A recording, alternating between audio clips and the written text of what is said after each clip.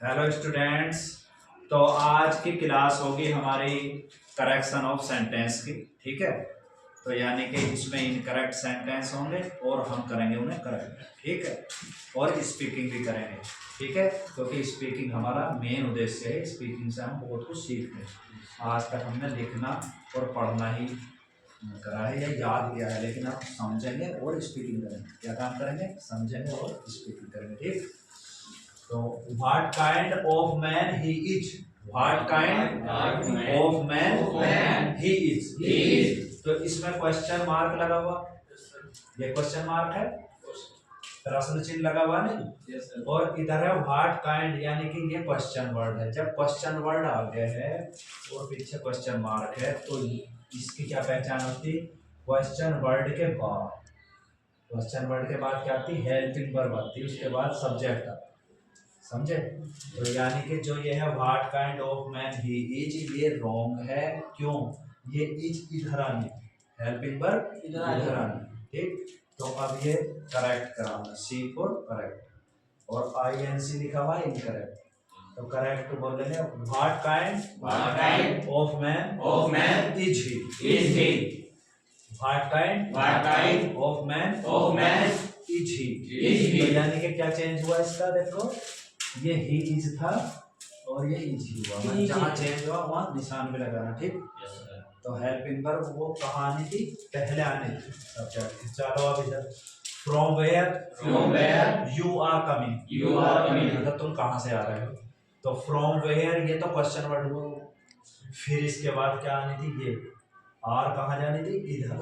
उसके बाद सब्जेक्ट आना, यानी कि यू आर नहीं होगा, क्या होगा? आर यू, क्योंकि क्वेश्चन मार्क भी लगा।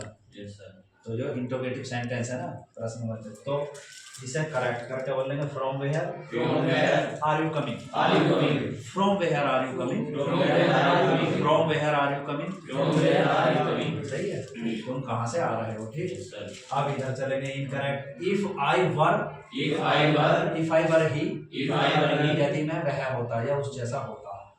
If I were he, I should not go, तो मैं नहीं जाता।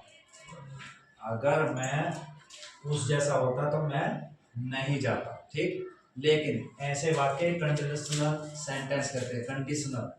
कंडीशन है ना, शर्त है ना। अगर ऐसा होता तो ऐसा होता, तो ये कंडीशनल है, कंडीशन है ना इसमें। तो ये शर्त वाले वाक्य, इफ के बाद जो भी कोई करता आएगा वो वर लगेगा उसके साथ। क्या? अगर आई है तो वर लगा, जबकि आई के साथ वाज आएगा। ही के साथ भी क्या है? वाज। लेकिन ही होता तो भी वर आता। कंडीशनल सेंटेंस में इफ के बाद क्या आता है? वर। हर कर्ता के साथ क्या आता? वर। तो इसलिए वर आया है, वरना आई के साथ वर देखा तुमने, वाज देखा होगा ना। वर क्यों आया है?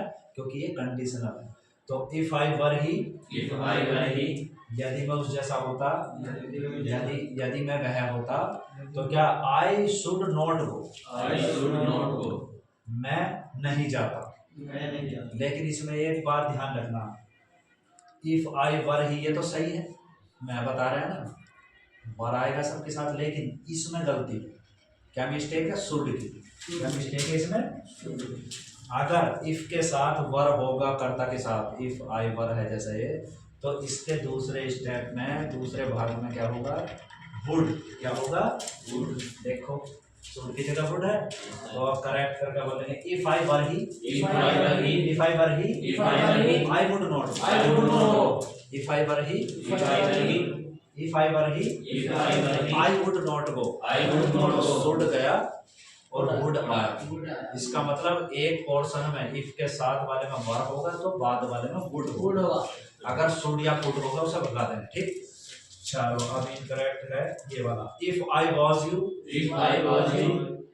I would never do that. यदि मैं तुम जैसा होता, तो मैं उस काम को नहीं करता। अब देखो, इसमें तुम्हारी समझ में आ गया होगा। अभी क्या बताया मैंने? किसी भी कर्ता के साथ, एक के साथ जो करता होगा वर आएगा।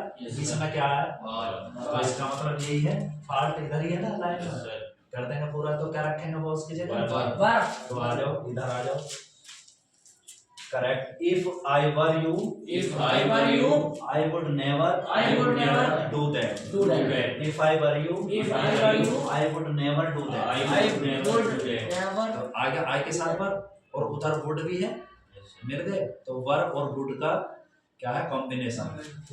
अब इधर आ जाओ। इफ इट विल रैन, यदि बारिश होगी। इफ इट विल रैन, यदि बारिश होगी। आई शैल स्टे एट होम, तो मैं घर पर रुकूंगा। तो यानी कि दोनों तरफ आगे के आ रहा है, लेकिन एक वाक्य हम बनाएंगे प्रेजेंट इंडेफिनिट। किसमें बनाएंगे? Present indefinite. इसमें जो विल है उसे भगाएंगे और रैन में एस लगेगा, क्योंकि एक वचन इट है और एक वचन के साथ मेन वर्ब में एस या एस लगता है मेन वर्ब के पास। तो इसका करेक्ट करके बोल लेंगे इफ इट रेन्स, यदि बारिश होती है। इफ इट रेन्स, यदि बारिश होती है। आई शैल स्टे एट होम, तो मैं घर पर रुकूंगा। इसका मतलब अगर इफ वाला पोर्शन, इफ वाला हिस्सा प्रेजेंट इंडेफिनिट में है तो आगे क्या आएगा? शैल। लेकिन अगर इफ वाला हिस्सा वर लेता है तो आगे क्या आएगा? वुड। ध्यान रखो, इफ वाला हिस्सा क्या लेगा? वर लेगा, तो आगे क्या आएगा? वुड। और इफ वाला हिस्सा अगर प्रेजेंट इंडेफिनिट में है, जैसे रेंस हुआ था, तो आगे वाले ने क्या लिया? शैल। सही है। अब चलो इधर कौन सा ये वाला, if you will come to me, यदि तुम मुझसे मिलने आओगे। यदि तुम मुझसे मिलने आओगे। If you will come to me, I shall go with you, तो मैं तुम्हारे साथ चलूंगा। तो मैं तुम्हारे साथ चलूंगा। तो देखो आगे क्या आ रहा है, लेकिन ये वाला हिस्सा इफ वाला भी क्या बताया था मैंने, इसे विल भगाएंगे इसमें और ये रह जाएगा कम। क्या है? इफ यू कम। और यू के साथ एस क्यों नहीं लगा कम में? क्योंकि बहुवचन के साथ प्रेजेंट इंडेफिनिट में एस या एस नहीं लगता। तो if you come to me, यदि तुम मुझसे मिलने आते हो। यदि तुम मुझसे मिलने आते हो तो आई शैल गो विद यू, तो मैं तुम्हारे साथ चलूंगा। तो इसका करेक्ट देखो यही, इफ यू कम। क्या बताया हमने? विल भगाया। तो if you come to me I shall go with you। वही हो गया, प्रेजेंट इंडेफिनिट है तो उधर शैल आया, तो दोनों एक से हो गए। अब ये देखो, she have done it, ये तो प्रेजेंट परफेक्ट है। she have done it। अब इसमें लेकिन एक वचन कर्ता के साथ प्रेजेंट परफेक्ट की हेल्पिंग वर्ब हैज आती है। क्या आती है? लेकिन इसमें क्या थी? अभी वो एक वचन है, तो ये करेक्ट करके सी हैज डन इट, वह इस काम को कर चुकी है।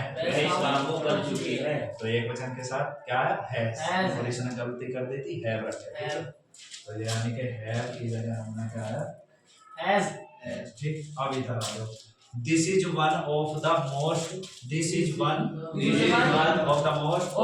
remarkable events that has happened this century।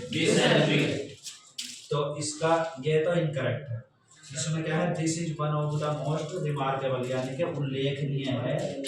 यह उल्लेखनीय है उन घटनाओं में से, इस शताब्दी में उन घटनाओं में से उल्लेखनीय है जो आज तक घटी है इस शताब्दी में। सेंचुरी माने होती 100 साल की, जैसे शतक मारते हैं सेंचुरी। तो this is one of the most remarkable events. तो ये बताने का मतलब ये है कि एवेंट्स होता, इसमें ऐसा लगा है बहुवचन है, घटनाएं बहुत सारी हैं, इसलिए क्या आया? हैव। और इसमें क्या लगा था? हैज लगा था ये, तो हैज नहीं आएगा। घटना के लिए क्या आएगा? बहुत सारी घटनाओं का जिक्र हो गया है इसमें, या नहीं? तो इसलिए क्या आएगा? बहुवचन के साथ क्या था? तो इस तरह से आपके हो गया। मैं बदलाव एक बार बता दूं क्या? देखो इसमें क्या बदलाव हुआ, जल्दी बताओ। ही इज का क्या हुआ? Is he. एक बार समझ लो, जो समझना जरूरी लास्ट में। और फ्रॉम वेयर यू, इसमें are coming, you are coming था, तो हमने क्या कर दिया? Are you. ठीक है। इसमें क्या आया था? इसमें शुड आया था, तो इसमें क्या कर दिया? वुड। और इसमें वॉज आया था, तो इसमें क्या कर दिया था? वर। और इसमें विल आया था, विल भगाया तो क्या है? रेन। और इसमें विल भगाया तो क्या आया था? कम। ऐसे आया था, विल भगाया था बस। और इसमें हैव आया था तो क्या लगा था? हैज, और इसमें हैज लगा था तो हमको लगा है। ठीक, समझ में आया? Thanks for watching.